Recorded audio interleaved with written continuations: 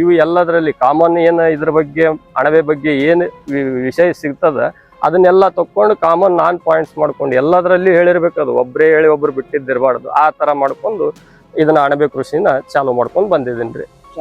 ಹಾ ರೀ. ನೆನಪಿಟ್ಕೋರಿ ಸ್ನೇಹಿತರೆ, ಇವ್ರು ಏನ್ ಮಾಡಿದಾರ ಸ್ಟಾರ್ಟಿಂಗ್ ಯೂಟ್ಯೂಬ್ ನೋಡ್ಕೊಂಡ್ ಚಾಲು ಮಾಡಿದಾರ. ಇನ್ನೊಂದೇನಪ್ಪ ಕೆಲವೊಂದು ಪುಸ್ತಕ ಓದಾರ, ಚಾಲು ಮಾಡಿದ ಎಲ್ಲಿಂದ ಯೂಟ್ಯೂಬ್.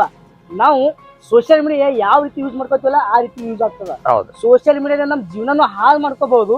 ಅದೇ ಒಂದು ಸೋಷಿಯಲ್ ಮೀಡಿಯಾದಿಂದ ನಮ್ಮ ಜೀವನನು ರೂಪಿಸ್ಕೊಳ್ಬಹುದು.